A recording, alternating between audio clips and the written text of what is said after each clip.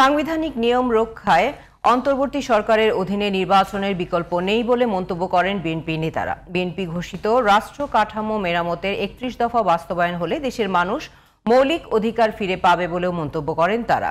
দিনাজপুরের হিলি, ঝিনাইদহ ও নারায়ণগঞ্জ প্রতিনিধির পাঠানো তথ্য ছবিতে আরও জানাচ্ছেন সোহেল আহমদ। শুক্রবার সকালে দিনাজপুরের Hili customs C&F agent association কার্যালয়ে মুক্তিযোদ্ধাদের সাথে মতবিনিময় ও আলোচনা সভায় যোগ দেন বিএনপির স্থায়ী কমিটির সদস্য ডাক্তার AZM জাহিদ হোসেন। এ সময় জাহিদ হোসেন বলেন, মুক্তিযোদ্ধাদের ত্যাগের ফসল স্বাধীন সার্বভৌম বাংলাদেশ, তাদের প্রতি সম্মান দেখানো সবার দায়িত্ব।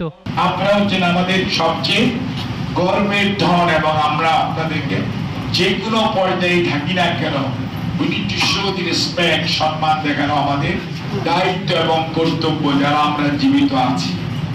এদিকে সকালে নির্বাচনী এলাকা মহেশপুরের বিভিন্ন ইউনিয়নে গণসংযোগ করেন ঝিনাইদহ ৩ আসনে ধানের শীষ প্রতীকের মনোনয়ন প্রত্যাশী ব্যারিস্টার রুহুল কুদ্দুস কাজল।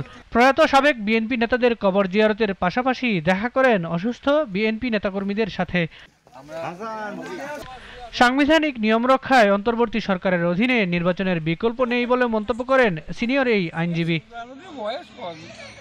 সকালে নারায়ণগঞ্জের সিদ্ধিরগঞ্জের জালকুড়ি এলাকায় প্রচারপত্র বিতরণ ও গণসংযোগ করেন বিএনপির কেন্দ্রীয় নির্বাহী কমিটির সদস্য ও জেলা বিএনপির আহ্বায়ক অধ্যাপক মামুন মাহমুদ। উপস্থিত ছিলেন জেলা বিএনপি, সিদ্ধিরগঞ্জ থানা বিএনপি ও অঙ্গ সংগঠনের নেতাকর্মীরা। বিএনপি ঘোষিত রাষ্ট্র কাঠামো মেরামতের ৩১ দফা বাস্তবায়ন হলে দেশে প্রকৃত গণতন্ত্র প্রতিষ্ঠিত হবে বলে মন্তব্য করেন তিনি। Sohel Ahmad, GTV news.